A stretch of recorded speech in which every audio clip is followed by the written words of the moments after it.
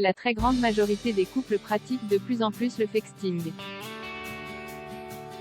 Quand on sait que le sexting est la contraction des mots anglais fight et texting, on comprend très vite de quoi il en retourne et on s'identifie presque immédiatement.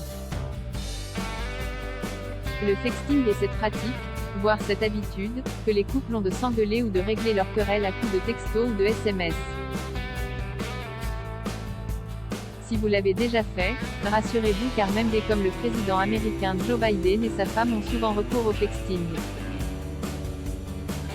Revenant sur un entretien accordé par Jill Biden à Harper's Bazaar, Slate nous fait savoir que la première dame des États-Unis a déclaré qu'elle et son mari utilisent le sexting pour ne pas se disputer devant les agents secrets. D'après la thérapeute Cindy Chou, citée par Slate, ses clients disent que les SMS leur donnent la possibilité de s'exprimer sans retenue tout en maintenant un certain niveau de connexion.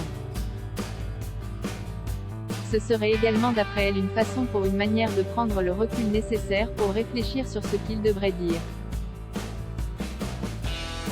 Le sexting, une pratique néfaste pour les couples bien qu'il puisse exister de nombreuses raisons plaidant en faveur du sexting, encore est-il que cette pratique peut être particulièrement néfaste.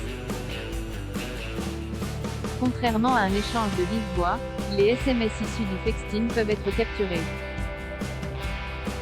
Ils peuvent être utilisés à de nombreuses fins, notamment pour les montrer à des thérapeutes ou à des proches. Par ailleurs, d'après les spécialistes, le sexting peut résulter sur des bulles et ambiguïtés qui peuvent porter à confusion lors d'échanges par SMS.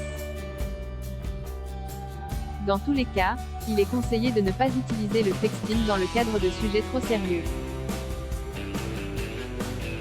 À propos de l'auteur Atiakos, derniers articles.